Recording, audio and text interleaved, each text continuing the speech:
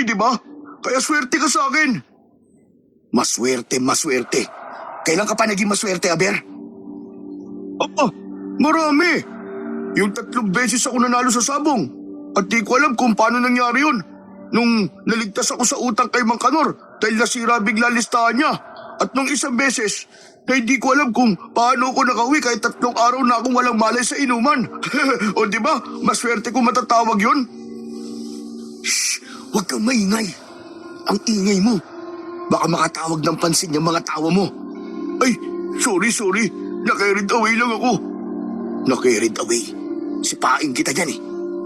Sige na. Pero kapag naging pabigat ka, iiwan kita rito. Hindi ako magiging pabigat, tol. Ako ang bahala sa ibang trabaho mo.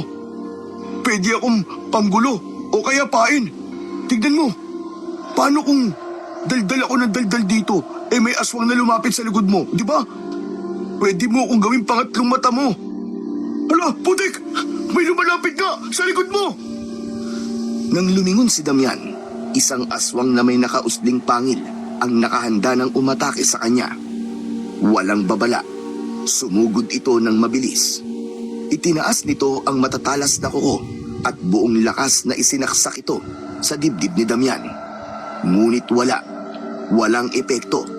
Ang matutulis nitong kuko na kayang bumaon sa laman ng kahit na sinong tao ay hindi man lang nakagawa ng kahit na anong sugat. Para bang tumama ito sa isang matigas na pader. Nagtaka ang aswang, napaatras at muling sinubukan. Sa pagkakataong ito, ikinaskas pa niya ang kuko sa balat ng lalaki. Pilit na ginagasgas ito para punitin, pero wala talagang epekto. Napangisi naman si Damian. O ano, nagulat ka ba? Hindi ako tinatabla ng mapupurol at madudumi mong kuko. Sa isang iglap, iwinasiwas niya ang kanyang itak. Nahulog agad ang ulo ng aswang at bumagsak ang katawan nito sa basang lupa.